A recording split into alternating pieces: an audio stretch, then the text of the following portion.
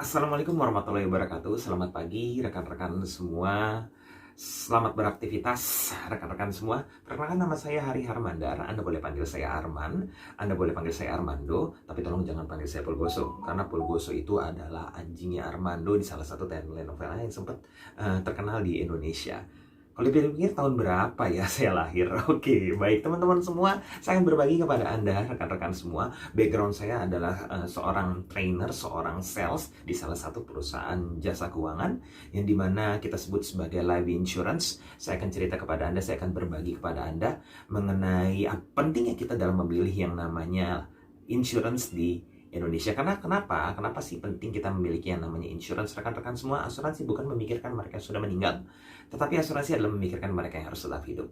Maka namanya life insurance, bukan death insurance, rekan-rekan semua. Hari ini saya akan berbagi kepada Anda. So, kalau misalnya teman-teman senang dengan channelnya, teman-teman suka dengan channelnya, tolong diklik subscribe dan juga loncengnya. Kita akan berbagi hari ini pentingnya perlindungan aset buat yang namanya keluarga Anda.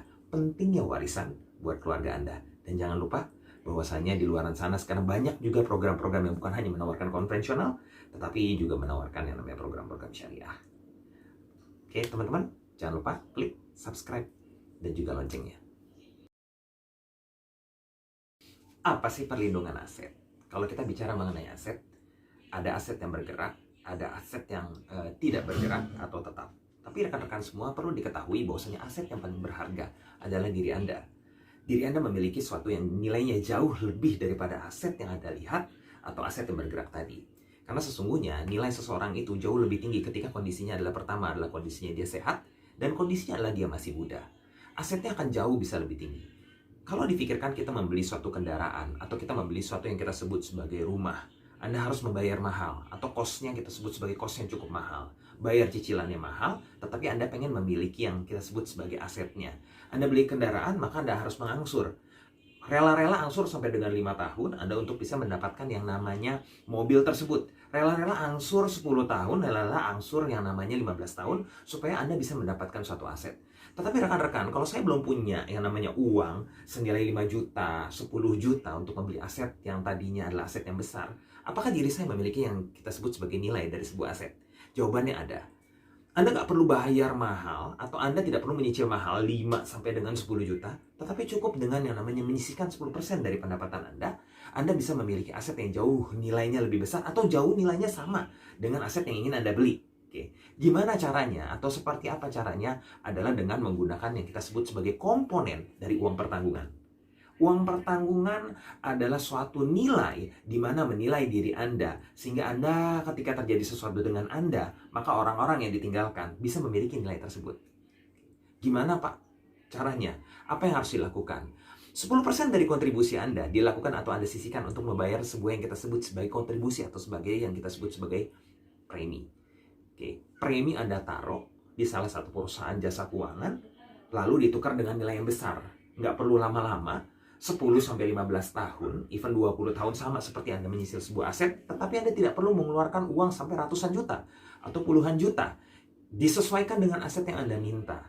Ketika Anda masih muda, walaupun Anda belum bisa membeli sebuah rumah atau kendaraan, tapi Anda bisa memiliki sebuah nilai yang sama dengan nilai kendaraan tersebut, dengan nilai rumah tersebut.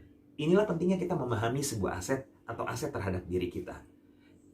Anda belum punya rumah, Anda belum punya mobil, tetapi Anda sudah punya nilai dari sebuah rumah atau nilai dari sebuah mobil yang Anda inginkan.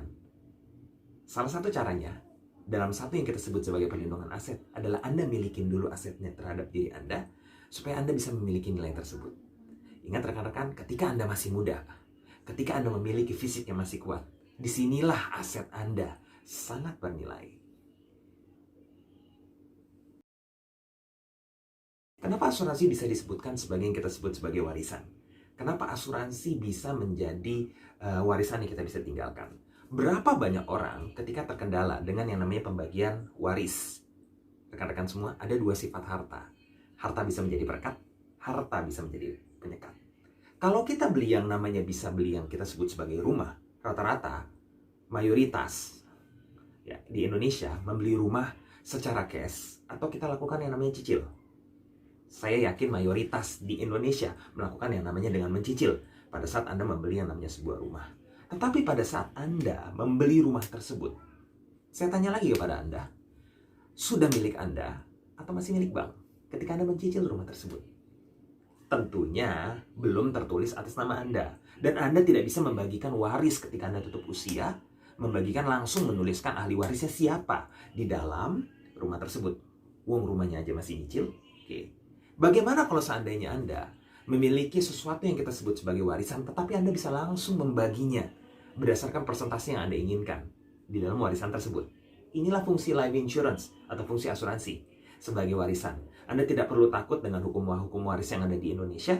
Anda langsung bisa bagikan sesuai dengan nama-nama, sesuai persentasenya di dalam kontrak perjanjian asuransi tersebut. Yang terakhir, asuransi sebagai amalan jariah. Ini yang menariknya, terutama bagi Anda yang umat muslim. DSN MUI mengeluarkan fatwa nomor 106 DSN MUI Oktober 2016, di mana polis asuransi syariah itu sudah bisa diwakafkan 1 sampai dengan 45% dari uang pertanggungan bila produk tersebut disertai dengan yang namanya produk investasi, maka 1 sampai dengan 30% Anda bisa wakafkan. Betapa mulianya ketika Anda memiliki asuransi, Anda bisa langsung mewakafkan ke nazir-nazir wakaf yang terdaftar di perusahaan-perusahaan jasa keuangan tersebut. Nah, rekan-rekan perlu diperhatikan, ketika kita pengen berwakaf, Anda belum memiliki yang namanya wakaf realnya, Anda belum memiliki yang namanya tanahnya, Anda belum memiliki yang namanya bangunannya, belum berjalan pula wakafnya, Anda bisa memanfaatkan yang namanya life insurance untuk Anda melakukan niat pada saat Anda ingin berwakaf. Rekan-rekan semua, wakaf ini yang kita sebut dengan wakaf produktif.